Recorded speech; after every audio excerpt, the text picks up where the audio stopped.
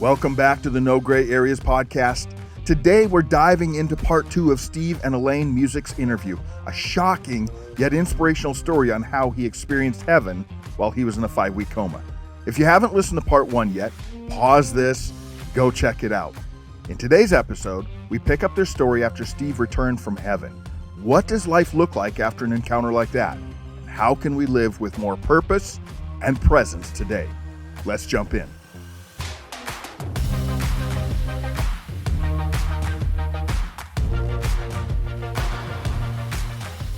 Steve and Elaine Musick, welcome back to the No Gray Areas podcast. Audience, if you didn't hear part 1, stop right now and go listen to part 1. Part 2 will make a lot more sense if you listen to the first part of the story, because we're not going to rehash a lot of that other than just the fact that, Steve, part of your story, you've written this book called Life After Heaven, How My Time in Heaven Can Transform Your Life on Earth, that you had this experience when you were around 20 years old, that you went into a coma for 5 weeks. You actually went to heaven. You spent some time with Jesus, and he told you that you can't stay, and it was an amazing time that you had there. You didn't talk about it for 10 years. Finally, you tell Elaine 10 years later, and now you guys are on this really amazing journey of helping the rest of us learn from your story and your experience, really, about how we live this life differently in anticipation. I used your word from part 1, in anticipation of the hereafter. So let's just jump right in. Steve, I'll ask you first, how did this experience that not many of us get, how did this experience change or transform how you're living this life? We live lives now in anticipation that at any moment, at any time, on any day, that heaven would show up. And that we would recognize the opportunity and have the courage to step into it, forward. Yeah. So it's a collaboration. Yeah. The Father starts and we follow. Yeah. And it happens practically. It happens we're ready. Yeah. We're prepared. And you said this a little bit in part 1, but I want to bring it up again. And it's kind of a theme in your book and what you guys do, that heaven is closer than we think, right? Mm-hmm. Is that how you say it? Yes. Yeah. Heaven is closer than we think. What do you mean by that? And then, Elaine, I want you to speak into that as well. I think the Father orchestrates events in his sovereignty where heaven comes close, draws nigh. And that we've learned when those events happen, when those moments occur. And we're actually in a place now where we teach and train people how to experience that, how to recognize that. And it's happened now so much for so long that we think it's part of what the Father's doing now. I love that. Help the audience a little bit understand what you mean by heaven is close, because again, most of us don't get experience. You experienced a little taste of heaven. Yeah. So when you say that heaven is closer than we think, what do you mean? Like, what is heaven? This life is dominated by the adversary of our souls. You don't have to go very far to see evil in the world. Well, that's true. But he's a defeated enemy, and that makes him ruthless. So there's some circumstances that occur where the kingdom of heaven, the God of heaven, God Almighty, creates space where the adversary of our souls has no authority. And in those spaces, lives change. Wow, well said.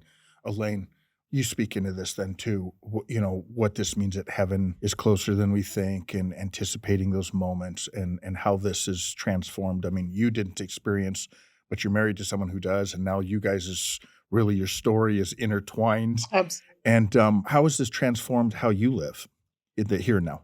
2 statements that kind of come forefront into my brain is that everybody deserves to be seen and deserves to be valued. And having that perspective, keeping that perspective, whenever I encounter anybody, whether it's the person at the grocery store, whether it's somebody who's cleaning the floor, it doesn't matter. It doesn't matter status. It doesn't matter anything. Those people deserve to be seen and valued. So when I meet somebody with that coming from that lens, then I get to look for the value that's in there. And that's, for me, that's how I experience it. Mm-hmm. How Steve sees somebody and how I see somebody in terms of that lens of how to recognize it is different. Yeah. And I think it's going to be different for many people. Because some people, of like personality. We are different. We are different. Yeah. And how God speaks to me and how God speaks to him is going to be very different. Some people say it's a feeling when he sees somebody and he says, well, that person is glowing or something like that. I don't ever get that. Mm-hmm. Never. Mm-hmm. And so for me, it was that recognition of everybody deserves to be seen. Well, when I look at you, mm-hmm. what do I really see? I see your face, but what do I really see? And what that means is I'm connecting my heart to what I feel is in your heart, and maybe where you are in this moment, in this time, in the world today. Yeah. And both of your answers are so powerful because I think what they do, this theme comes up so often on our podcast over the last 3 years or so. The fact is that the past is the past. We can't go relive that. We actually aren't guaranteed tomorrow. What we have is this moment, this day. Yep. And don't miss those moments. But what you're describing, heaven is closer than you think, and you're going to have heavenly moments today, and most of them are going to have to do with someone else. Not always, probably, right? But most of them are going to have to do with, like you're saying, Elaine, watching for that person, recognizing that they deserve to be seen and heard, and not missing that moment, right? Right. So the anticipation also has some intentionality with it. Yeah. Anticipation is not a passive thing. Yeah. It's a choice. Intentionality is such a good word. Bubbles from heaven is a phrase that you use in the book and in your soul roadmaps, which we'll come back to, and I want to tell our audience how they can find that. But bubbles from heaven, what is that from? Where did you get that, and what does that mean? Bubbles from heaven, bubbles of heaven is sort of our own language. Yeah. And part of that is because it's a perfect icon. Yeah. A bubble is something that ignites and expands. Yeah. And lives change inside the bubbles, but they don't last. They pop, and then we're back to here. Yeah. So it's the experience of renewal and changed lives that's the important part of that. So in 2011, I had a dream one night that changed our lives. Mm. I'm at an intersection close to our house, mm-hmm. and I'm in my blue Subaru station wagon, and a white moving van pulls up on the left-hand lane, big truck. And a white panel truck pulls up on my right. Again, big truck. And I can't see in either direction. Mm-hmm. The light turns green, and neither truck moves. I'm thinking, what are they texting? Yeah, before texting beer. Like, what's the deal? And I get impatient in the dream. And I put on the accelerator to go into the intersection. Mm-hmm. Just in time to get hit by a green and white trash truck traveling at a 60 miles an hour running the red light. Yeah. My point of view changes. I'm now looking up, and that trash truck hits me right at the driver's side post. Mm-hmm. And it obliterates the car, and I'm DOA. X marks the spot. No airbag would save me. Mm-hmm. Mm-hmm. And then I wake up. Mm. A bubble of the kingdom of heaven is in our bedroom. And it was so powerful and so strong that it woke her up. Wow. So I told her what I just told you. Mm-hmm. I was not happy. Yeah. You're not driving today. I don't care if you want to go back. Now, when you have dreams that are where they're pieces of the dream that are actually in reality, I was in my car. Yeah. The song playing on the radio was Simon and Garfunkel. Yeah. It's like, I get that. That's in my play. Yeah, all of that. And I never recognized the intersection. I drive to and from that on my way to work. All of that was real. And so we woke up the next morning and we're at the breakfast table eating Cheerios going, what was that all about? And we're trying to think, what does that mean? Mm-hmm. Well, 3 weeks goes by. And by 3 weeks, you sort of just shrug it off. And Elaine, we actually got the gallows humor. She's going, now, wait a minute.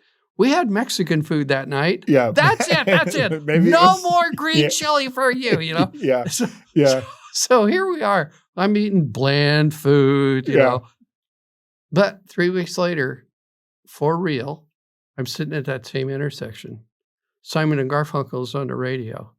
I'm in a blue Subaru station wagon, and a white moving van pulls up on my left. And a white panel truck pulls up on my right. And I have a deja vu. It's like, oh my God, oh my God, oh my God. I know that I put the parking brake on. I'm thinking, I'm not going to be the first one. Far away from that accelerator. The light turns green and I don't move. And 1001, 1002, 1003, and a green and white trash truck rockets through the intersection. Wow. The trucks put their car in gear and they go through the intersection. I followed. I didn't get very far. Pulled off on the side of the road, and I heard two messages. The first one was, I could bring you back to heaven in a heartbeat. Mm. Yes, sir. Mm-hmm. I totally get that. Mm-hmm. And the second one is, get serious about telling your story. Mm. Because up to that point in time, we're both introverts. I doing this is hard. Mm. And so we just served for almost 40 years. We just served 30 years. We just served. As people crossed our paths, we served them. We cared for them. We loved them. We experienced heaven with them. We've trained people on how you do this. And that's what we thought we were supposed to do. One by one, couple to couple. Well, get serious about telling your story is a totally different deal. Mm-hmm. So we worked hard and we wrote a book which got published. And we've now been in a place where there are 4 developments that have us sort of questioning. One is we're seeing more of heaven, more bubbles of heaven now than we ever have. 2, the bubbles last longer than they used to. And they're now including crowds of people, not just one to one to one. Mm. And that's a surprise to us. It's like, oh my God. Yeah. Hollywood got a hold of our story and produced a documentary, which is now being shown from coast to coast and winning awards. Yeah. On inspiration. People send us messages and they go, oh my gosh, we would like to know more. And then the third thing is that there's a feature film underway. Yeah. And there's a part of me that says, well, okay, getting serious about telling your story means that you would tell that in theaters, and people would go to theaters, and the whole film thing is a story about our life where we take people literally a roller coaster ride through our lives. Which is what it's been. Yeah. Yes. Experiencing their own bubbles of the kingdom of heaven as they go. Yeah. Yeah. And they realize, oh my gosh, this is possible. This can happen. Yeah. And when you increase possibility, you ignite the opportunity to Father to step right in and say, I'm the author and perfecter. Yeah. I'm the one who's doing this. Yeah. Pay attention. Yeah. It goes back to, again, the word that you had used earlier, right, with intentionality, of living with intentionality.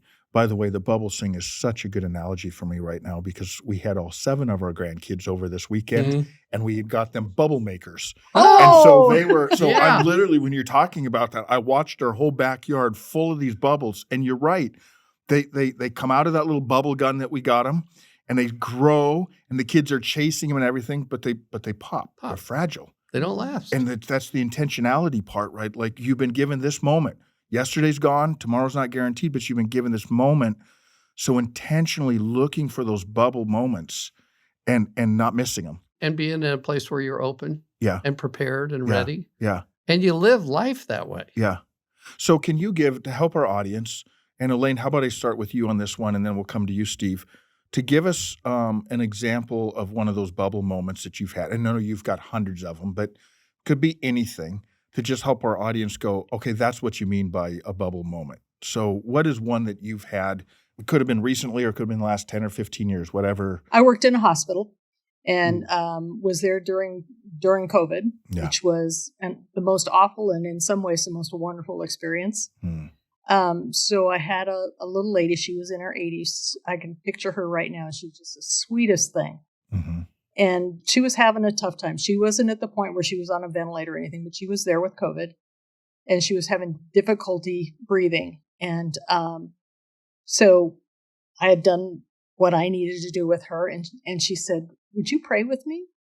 And I said, "Well, of course." And so I closed the door and we prayed. And she said, "All I really want, I want to be able to breathe." And I said, "Okay, well, let's pray and we'll see what God does about that." Yeah.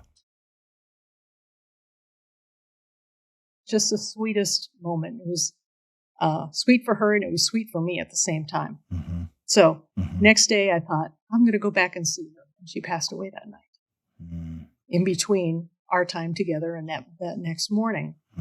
And I thought, it was a crazy busy time.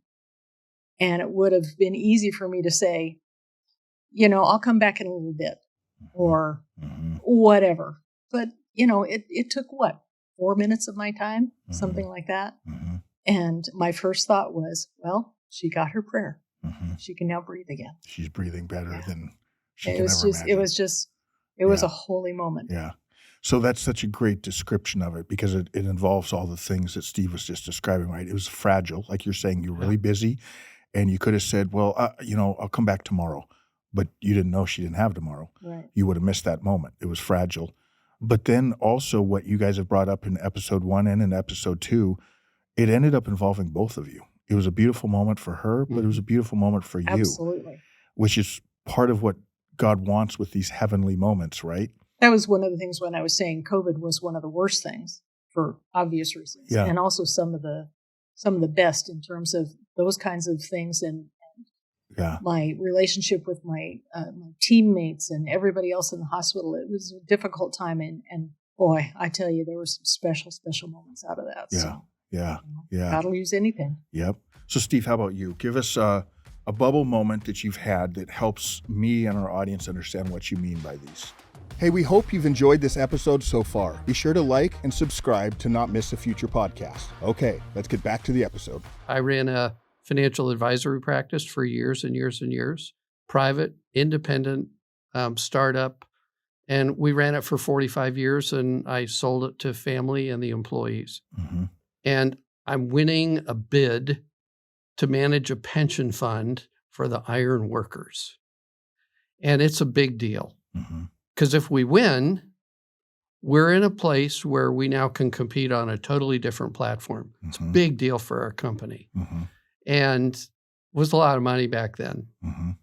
So I have a dream one night and because we make the finals and we're up against, Wall Street firms and a big bank. Yeah. And we're a little Some bitty big players financial, in the room. big players, the Goliaths in the room, and here we're David. Yeah. And I'm praying, I'm going, how do I compete there? How do I do? And in the dream, it's like home field advantage. Home field advantage. Make it a relationship. And everything we do is relational. So my presentation to the board, I said, okay, I will do the work. Here's what we'll do. Here's how we do this. And I want a union card, and I want to represent the members of the Ironworkers Union. And I want to be able to be in such good standing there that we manage money where I can go to the local pub and buy a round for the guys that work the high steel. If you hire me, that's what you get. And 2 days later, the board calls and says, well, you won. Wow. And I'm thinking, yes. Yeah. Commercially, that's a great thing. Yeah. And they said, but there are a couple of conditions to it. We'll talk next week. So we meet and he says, well, we want to hire you to do the financial stuff, but we won't give you a union card and you don't have any access at all to the union members. In a bubble of the kingdom of heaven, I said, then we can't take the work. That was a conditionality of the engagement. And our company works on gain sharing. So every quarter we divvy it up, and the profits of the company go to management, and everybody on staff gets a bonus check every quarter. So the whole team is about to lose a bonus check. The whole, and I met with the team, and I said, check. I had to say no to that. And we lost some key staff people out of that. They thought, this religious guy is out of his mind. You turn down that kind of opportunity.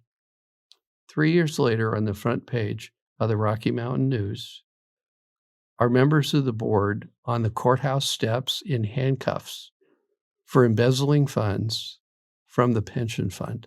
Wow. It would have ended our company. We would have been dead. If you hadn't listened to that bubble moment, that heaven moment, that kingdom moment. Yeah.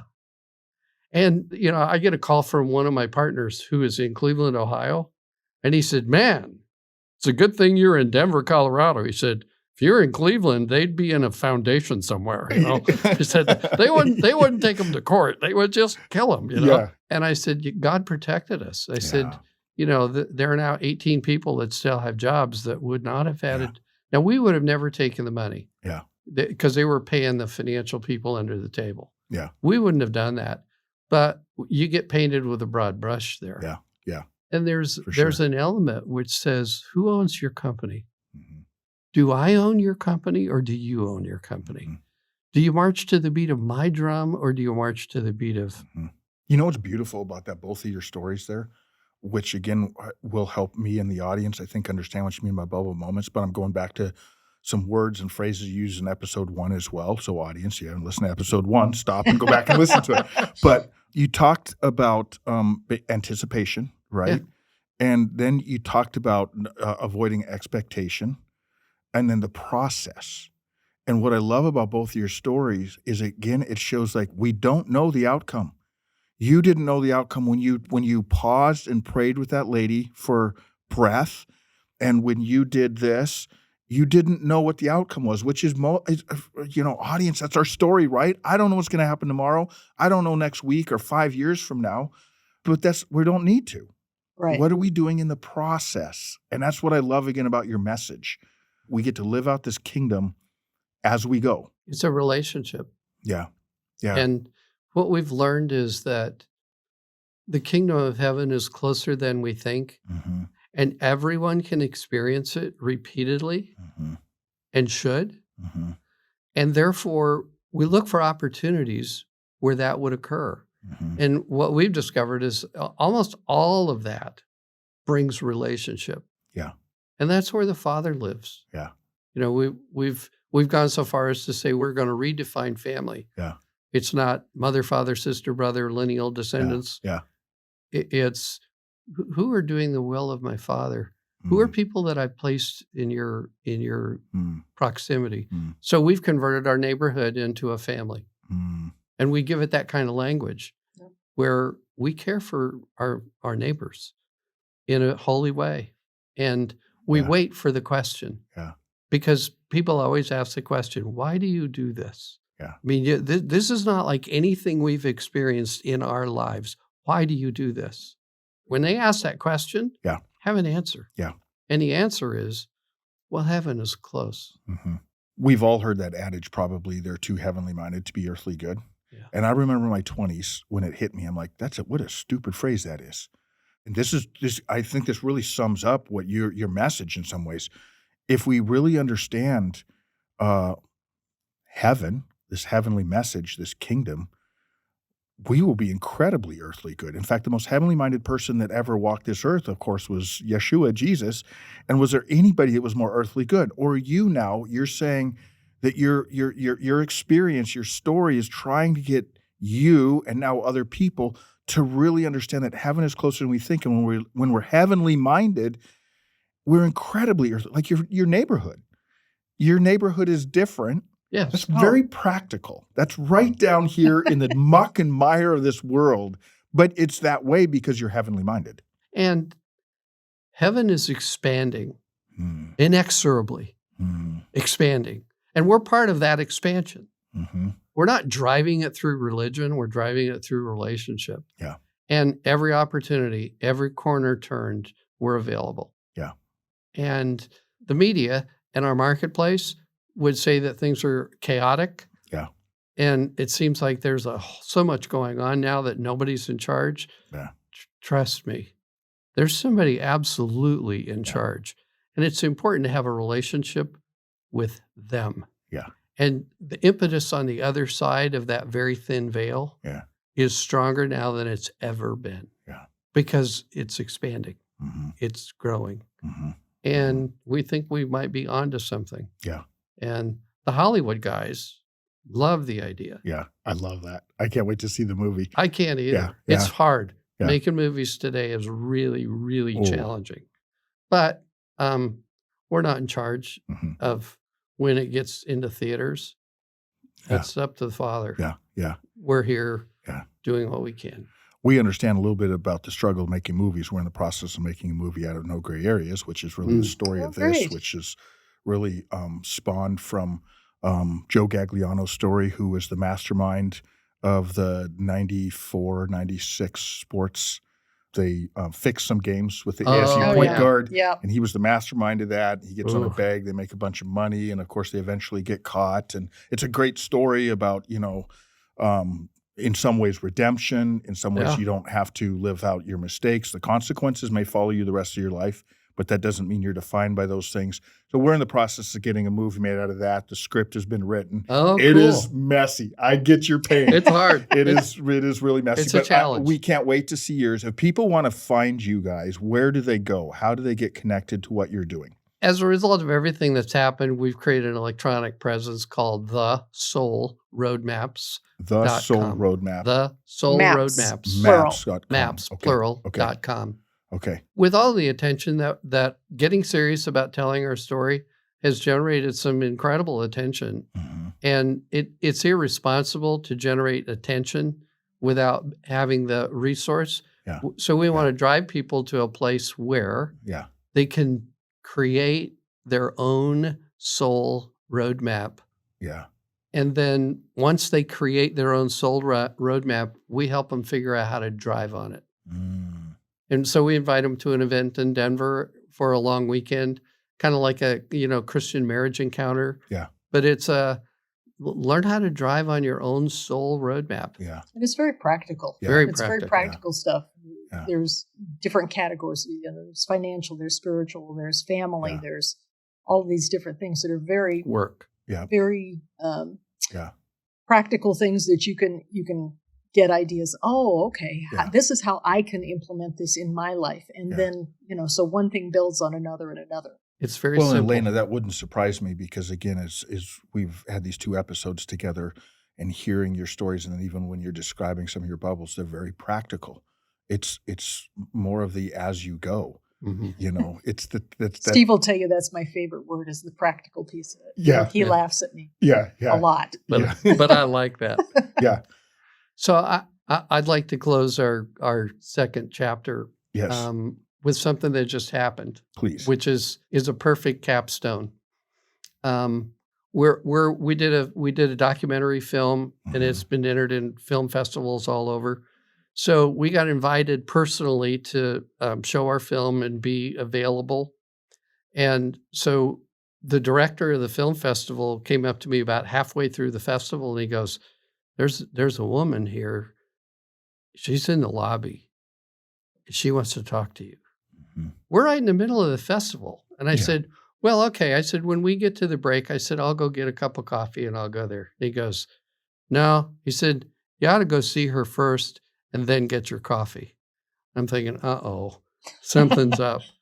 Well, I get to the lobby and this lady makes a beeline for me. And she's invades my space, but she's standing real close to me. And she says, "I just want you to know that you saved my life."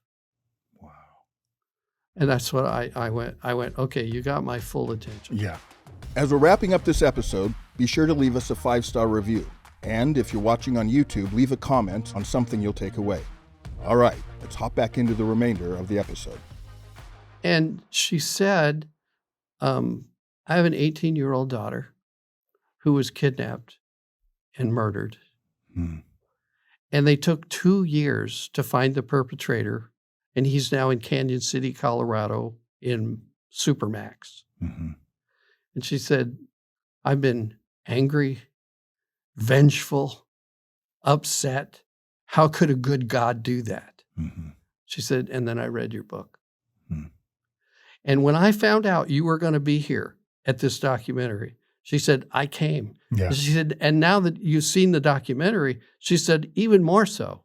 Mm-hmm. She said, and it totally released me of my anger and my vengeful, Wow. my hate Yeah. for the guy and at God for how could you do this to my 18-year-old daughter who's an angel with skin? Mm-hmm.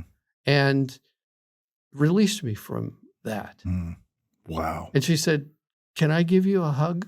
Mm-hmm. Yeah. Now, I've been hugged before, but this gal, Yeah. This was a special hug. Oh, It was a bubble hug. Squeeze, yes. Yeah. She hugged me so strong and for so long that everybody in the lobby was crying by the time we were done. Mm. And that's one of those, the bubble lasted for minutes. Mm-hmm. And when we're finally done, she looks at me, she says, what courage it took for you to write the book the way you did and for you to put your life story on film for me. Mm. She said, it saved my life. Yeah. I'm a totally different person. Yeah. Now, that's the story. Mm-hmm. You know, the fact that you died in a medical thing and you went to heaven, you spent 5 weeks with Jesus, and then you come back and you get healed and you experience heaven over and over and over again.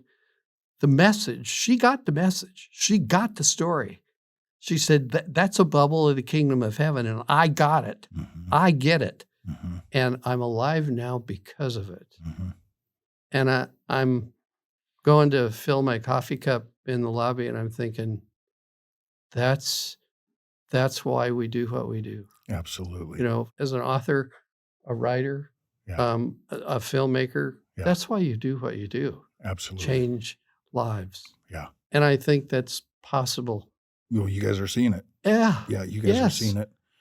Amen. Well, your Amen. message so important and so real. That's my hope and prayer for our audience more than anything else, that maybe we can all walk away and just if we just got a taste of the enormity, the reality that the thin veil between the here and now and the hereafter, it's thinner than we think. That's your story. And because of that, we get to experience some of those things here, and we get to be part of that work here.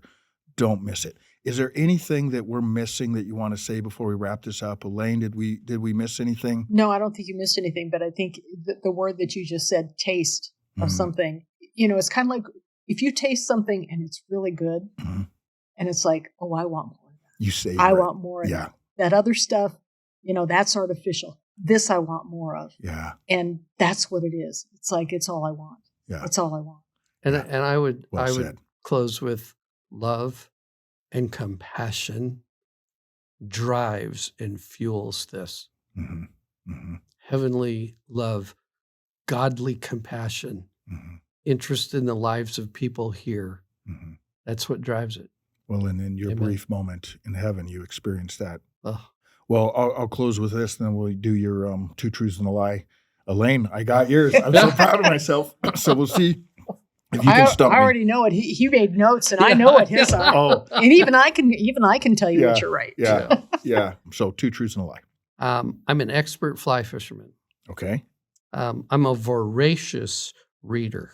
Okay. And I have a Facebook page. Oh. I'm going to say the fly fishing one is true because you live in Colorado. That one's true. Good. I got it down to 50-50. Dyed in the wool. Okay. And so the other one was ferocious reader. Voracious reader. Voracious reader. I'm going to say that's true. I think you're a reader. Yep, I am. I got him. I'm 2 for 2 with you You're guys. 2 for 2. Jeez. Yes. Perfect score. No Facebook page. So Get that lottery ticket going there. Scratch and win. Yes. Yeah, another gold star. So, hey, thank you so much. We'll have in the description, we'll have ways that our audience can connect to you as well. thesoulroadmaps.com. Yep. Yes. Highly recommend that. And your message is so important. And I'm leaving this interview for one thing. I want to be very intentional about not missing my bubbles that God may give me today before I go to bed tonight. And then also, man, I can't wait. I can't wait to get there. Elaine, you and I didn't get to experience it yet. You got to experience a little bit, but when you described it, I can't wait. Just don't miss what you get today. Exactly. Right. And again, that's why that phrase, too heavenly minded to be near earthly good, yep. Really, if we're heavenly minded, we'll be the most earthly good that we possibly could. So thank you. Appreciate you guys so much. Thanks for having us. We really appreciate it. This is one interview I am confident I will never forget. Steve and Elaine continue to show what it means to bring heaven to earth, one bubble of heaven at a time. We hope you enjoyed this 2-part episode, and if so, please comment or send us a message of your favorite part. And remember, heaven is a lot closer than we think. We just have to choose to look for it. We'll see you next time. Have a blessed week.